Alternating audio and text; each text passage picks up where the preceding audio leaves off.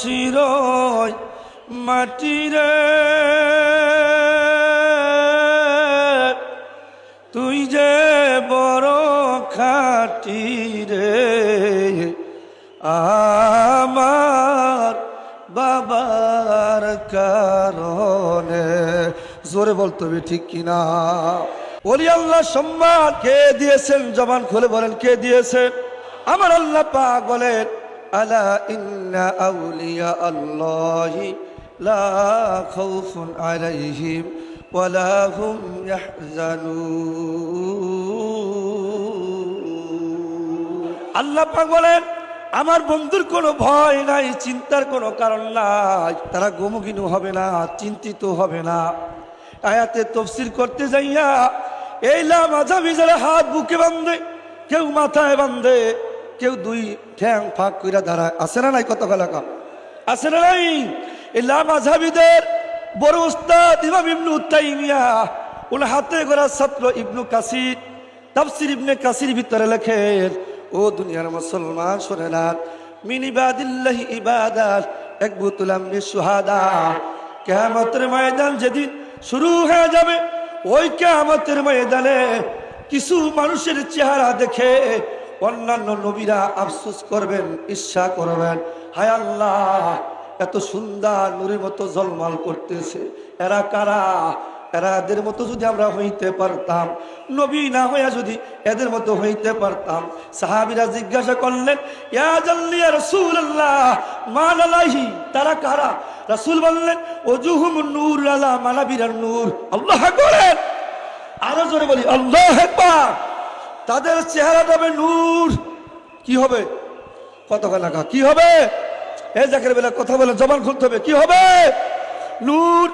আর তারা দাঁড়াবে, তারা নূরের মিম্বারের উপর।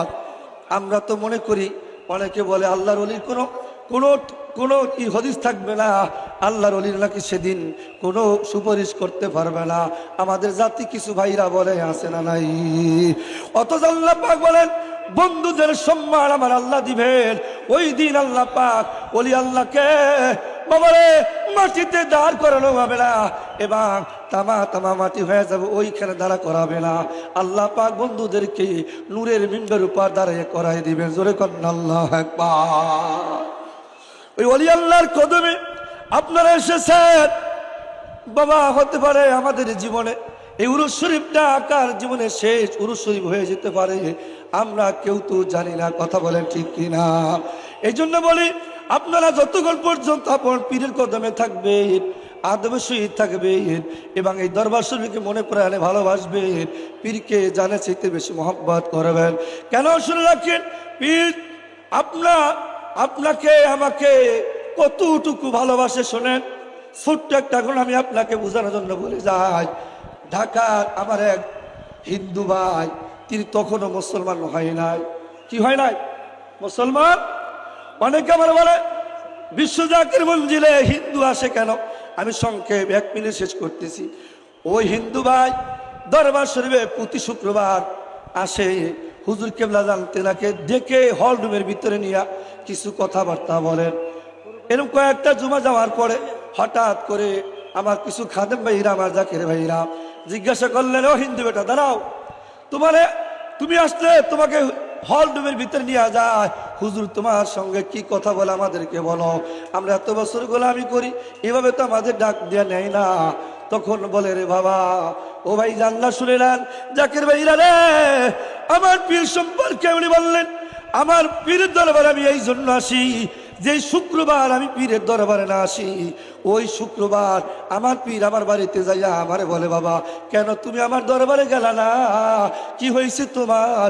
আমার কুশলাদি জিজ্ঞাসা করে। জোরে বলে আল্লাহু আকবার।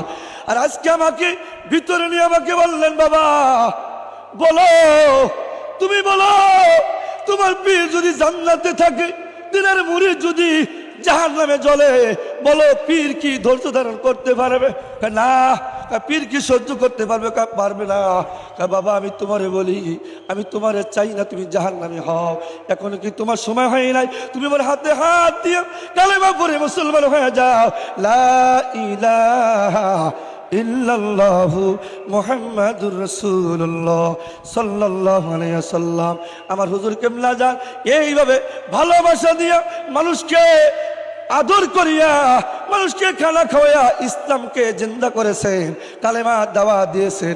ওই পীরকে যারা ভণ্ড বলবে তারাই হলো আসল ভণ্ড। কথা বলেন ঠিক কিনা? জোরে বলো ঠিক কিনা?